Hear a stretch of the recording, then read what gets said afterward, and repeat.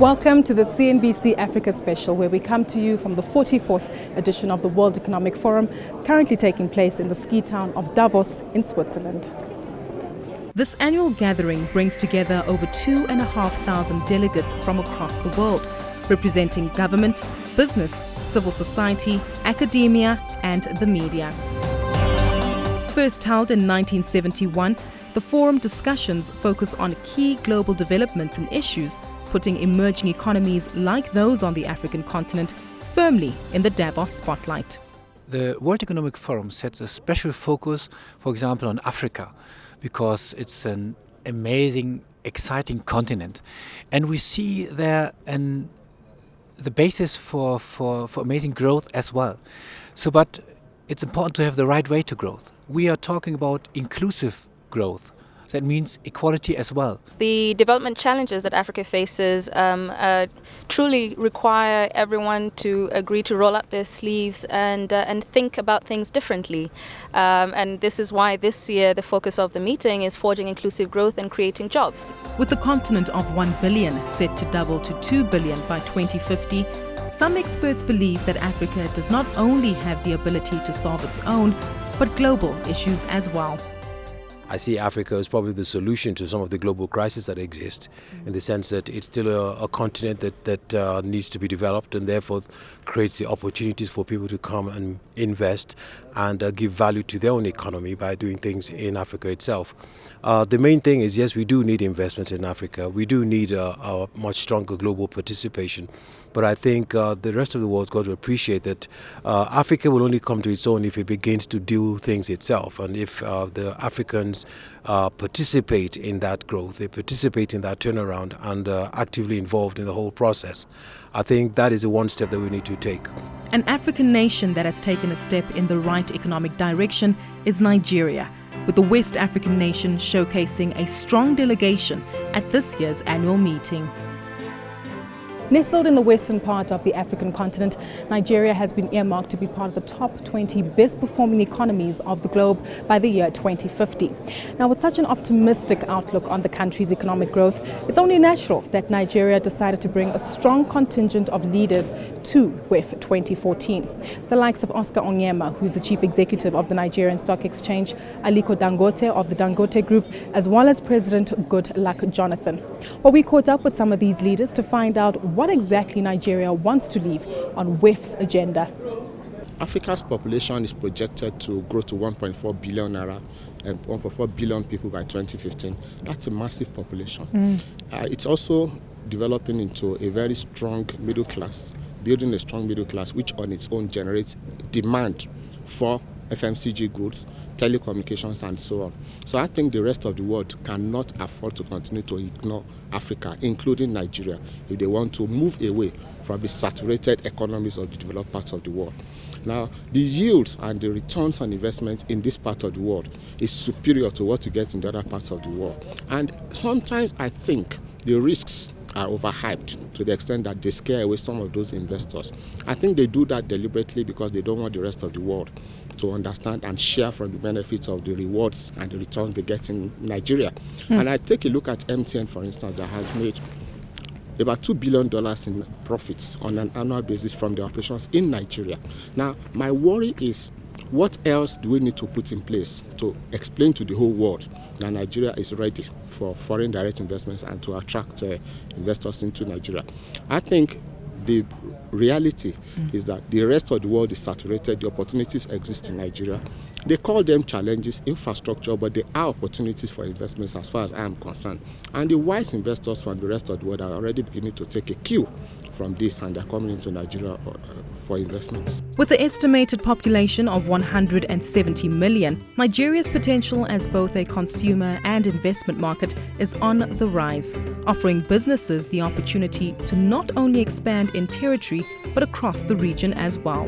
With increased investment across industries, Nigeria's stock exchange is also experiencing positive results. With a current market cap of $80 billion, the NSC has set its target on increasing this number to $1 trillion by 2016. We believe that the goal could be realistic if we have all forces working in the same direction. appropriate government policies, appropriate incentives for companies to list. If the exchange also does its own bit, making sure that we introduce the 5 asset classes and that we continue to enforce market rules so that there's confidence in the market. Because if you look at the penetration, I think the last time I checked, it was 17% of GDP. That's the market cap. So there's significant room for growth in the Nigerian capital markets. We've looked at all the metrics, and the exchange did very well in 2013, except for IPOs. And in 2014, we intend to bring a number of IPOs to the market because that is, I think once you start seeing IPOs, then you know that the market is fully back. As the man at the helm of Africa's second largest economy, Nigerian President Goodluck Jonathan, together with his ministerial team, are responsible for creating a conducive environment for continued investment and inclusive economic growth. The government is already taking a lot of steps. If you look at the revolution in the agri-sector, it's for economic inclusion. We are now creating middle-level manpower. Young graduates who ordinarily before this time take their certificates and look for paid jobs are now going into agriculture. They have been given facilities by government. In terms of general investment, we have what we call the New Win program, where we are giving a number of young people who have small businesses or that want to expand them or they just want to come into business. Facilities, these are grants, not loans, because most of them cannot access loans from banks because no collateral to back up the loans.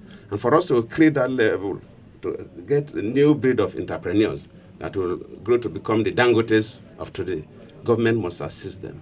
And that is being coordinated by the Finance Ministry. And we have launched 3 phases now. First was both young boys and young girls. Second was dedicated for only women, because we noticed that in the first phase, more men had the opportunity because they were assessed based on merit. There was no discrimination. And we realized that you must encourage women. So the second phase, the competition was just among young ladies. And we're coming up with the third phase also for men and women. And with our own, what we call nangrepreneurs, young people in agribusiness. These 2 programs are geared towards creating middle-level manpower for this country so that it will, each of them should employ between 5 to probably 50 employees. And that has a multiplier effect in terms of job creation. Just last week, His Excellency President Goodluck Jonathan launched the housing industry. And this housing industry has a big multiplier effect on job creation as well as on the social goods side. So you can kill 2 birds with 1 stone by producing mass housing. You can cater for those at the lower end of the ladder with rent-to-own options. And then we've launched a mortgage refinance facility, which will put more liquidity into the housing sector and enable more mortgages to be given. We've also looked at other issues of land titling, how to improve this, foreclosure policies, all the things standing in the way of housing. We think we're going to have a very big impact on the housing sector. Challenging Nigeria's economic and developmental goals, though, is northern-based terrorist group Boko Haram, regarded as the biggest threat to security in the country. As the military confrontation is there, but we're also looking at key economic issues. What could have led to this situation in the country? The northern part of our country is highly populated with quite a number of young people. So you can easily brainwash them to do what is not right. Though they come under a religious platform, but we believe that some other interests, political and otherwise, is also there. Some disgruntled elements also use it as a way of expressing vendetta if they perceive that they didn't get what they want from society. But on the whole, we are improving the educational system. As they come on board, I opened 12 new universities in the whole country. Out of these 12, 9 are located in the northern part of the country.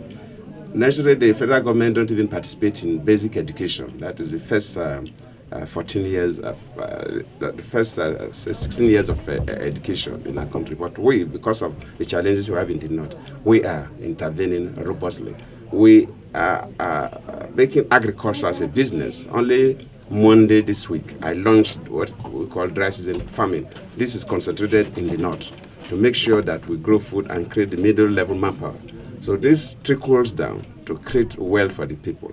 Well, we're heading into a short break, but when we return, we continue looking at the Nigerian agenda at the World Economic Forum in Davos for 2014.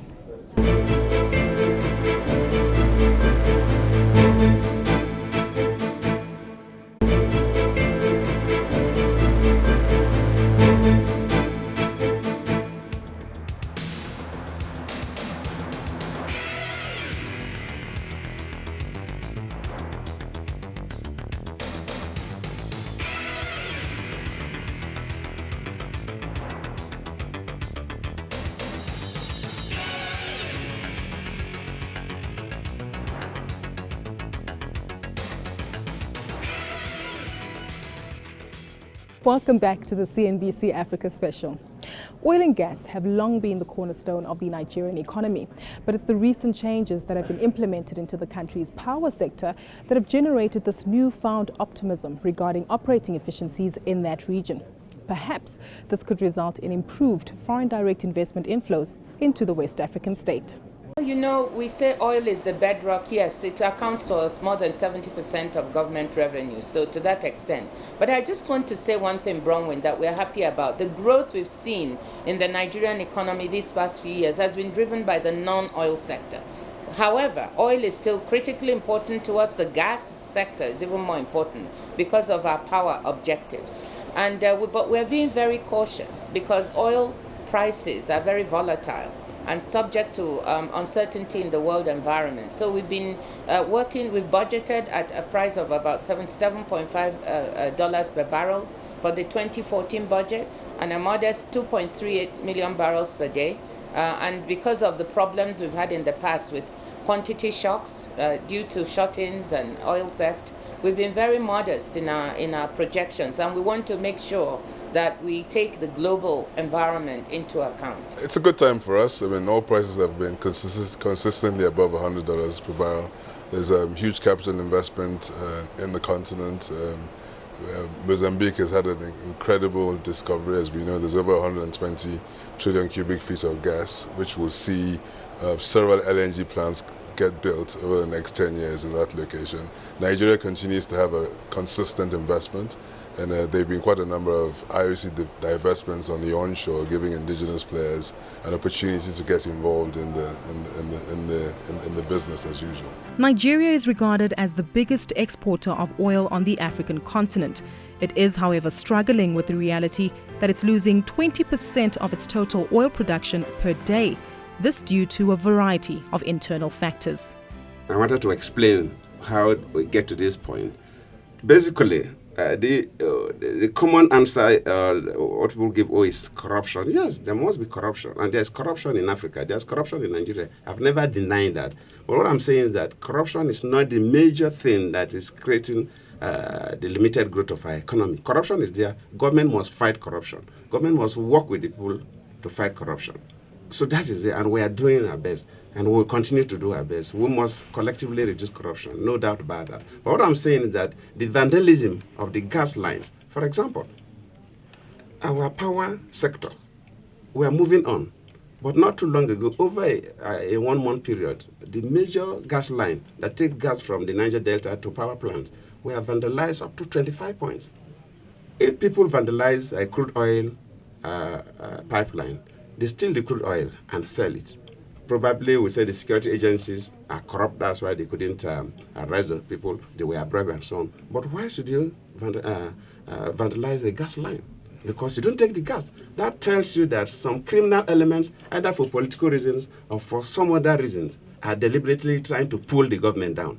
Otherwise, how will you go and blast a gas line? You don't steal gas. Though oil remains a key driver of the Nigerian economy, agriculture has started to strengthen its role in the country's economic offering. A lot has happened. In the last 2 years under his president, we decided that we were not going to do agriculture anymore as a development activity, that we will do agriculture as a business. And of course, as a business, it means that we have to focus on private sector, make sure that the business models work. In the last 2 years, see what has happened. First and foremost, we've been able to attract $4 billion of private sector investment commitments into the sector. Second, if you look at the number of seed companies we have in the country, it's expanded from 10 to 70 in just 2 years. If you look at the investment in our fertilizer manufacturing industry, $5 billion by Indorama, by Notori, and by Dangote. You look at bank lending to the sector 2 years ago when we started, it was close to almost 0%. Today, 4.5% of all the bank lending in the country is in the sector. So clearly, we have repositioned the sector. We've made it investment driven, and it's working. And not just working in terms of money numbers, but also in terms of food production. Because we set a target for ourselves to produce 20 million metric tons of food over a 4-year period. Well, in the last 2 years, we have done 16 million metric tons. So that tells you the level of scale at which we're working, and with success too. We've got a lot of land. In Nigeria has 84 million hectares of land, of which we're now using more than 40% of that. So everything we are doing is to unlock that potential. Sorry, you're using how much of that? We're not using more than 40% of it. But I think about 10% of it optimally in terms of high-yielding varieties, modern technologies. That's where we are. So since you cannot eat potential, you got to unlock that potential. So yes, absolutely, we want Nigeria to be an agriculturally industrialized economy. We want to be a global powerhouse in food, and I believe that the approach we're taking is taking us there. I mean, just last week we had Cargill, which is one of the world's largest food manufacturers in Nigeria, to invest $200 million to transform our cassava for us into starch. And so we're the largest producer of cassava in the world. But that's not good enough for me. I want us to be the largest processor of cassava in the world. So cassava into starch, cassava into sweeteners and things like that. So that's what we're doing. We realize that agriculture is 3 times more effective in creating wealth and lifting people out of poverty than any other sector. So there's been a strong push to look at agriculture as a business, and I'm sure that Minister Adesina has elaborated on this. So our young people, we are looking to get 750,000 young agricultural entrepreneurs to also work in the sector, create jobs, and improve productivity. So yes, growing our own food, lessening our imports. We've shown that with rice, we produce 1.1 million metric tons this past year, that we can do it. It's a realistic goal. Taking a cue from East Africa's largest economy, the Nigerian government has also focused its attention on the growth potential of its ICT sector and the development of broadband in the country. What Nigeria is hoping to do is to replicate the success of Kenya. We are working very hard to improve our infrastructure. Internet penetration is probably about low 30s. We need to get it high up into the 70s so that we have a lot more people actually using this infrastructure, because as we always quote, every 10% increase in broadband delivers 1.5% or 1.3% increase in GDP. And you can see that because businesses are being created, businesses that couldn't exist before are being created. Ushahidi is one good example of that. But we have in Nigeria as well people that are actually didn't have jobs for years, have developed a particular product or service, delivered it over the internet, and they start to earn money. So it's a really important thing to have that infrastructure in place. Now we do have a national broadband strategy and roadmap, which we launched in May of last year. And what that has done actually is to put in place exactly what we're going to do to get 1.5 meg to 30% of the population. And that includes fiber, base stations, satellite, all the mix of communication technology that we need to do that. So today it's probably less than 1 meg. We hope that by 2017 we're going to have 1.5 meg to at least 70% of our population. The city of Abuja will come alive in the month of May this year. This as political, social and business leaders descend upon Nigeria as the country prepares to host the 25th World Economic Forum on Africa. Now, in previous years, we've seen South Africa and Ethiopia hosting this conference, but this time, Nigeria will shine under the economic spotlight. We have a special annual meeting, not only here in Davos, but we are planning one in Nigeria, in Abuja, I think in the beginning of May. And we want to talk with all the multi-stakeholders in Africa. Where are the pressing challenges? What can we do to come to an inclusive growth in Africa? Following in the footsteps of Dar es Salaam, Cape Town and Addis Ababa, Nigeria's capital city of Abuja will play host to the 24th session of the World Economic Forum on Africa. This will be the first time that this annual African Forum will be held in West Africa. In celebration of and in the lead up to hosting the next annual meeting on Africa, Nigeria's government hosted a Davos dinner to showcase its rich culture and tourism potentials. Your Excellencies, distinguished guests all, you are friends of Nigeria. Most importantly, you are stakeholders in what is mint. Green is mint, and that is the best color and expression of everything that comes out of Africa, most importantly, as an emerging giant, not just of Africa, but of a global, new, fresh mint economy. You are all welcome, and as we celebrate you as our guest here, we are confident of one thing: you will celebrate Nigeria. As a people with one song and with one voice, we're a nation undivided and poised. We will take a stand and build our land in faith to defend what is ours. See, we are as a people with one heart. With the meeting in Davos coming to an end and the world shifting its attention from the Swiss snow to the African sunshine, both Nigeria's business and government leaders are excited and optimistic about their hosting session in May. It shows that we are committed to attracting investors into Nigeria. The level of government presence also goes on to confirm that we are ready to receive the rest of the world and we are ready to support them. And when you see successful businessmen also being part of the team, they're also telling their counterparts that, look, here I am, learn from my example. Aliko was here. He made all his money from Nigeria. Now he's expanding to the rest of Africa. What more evidence do you need to see that Nigeria is a very friendly environment for investment? But more importantly also is the fact that if you don't drum up support for yourself, nobody's going to do it for you. And I think I'm particularly delighted that we've made significant impact at this event. And it also coincides with the formal announcement of Nigeria as the host of the WEF Africa sometime later in the year. And I think it was a good outing for Nigeria, and I'm proud to be Nigerian, by the way. We're really looking forward to showcasing Nigeria. It's an incredible economy, second largest in the continent, and I think that it's an election year as well too. The great things happening. The country is 100 years as well since this. On the 27th of February. We have a centenary celebration as well too. So we do look forward to the community to come, the world economic community to come and see what we've done, the progress we've made, and the great future we have in store.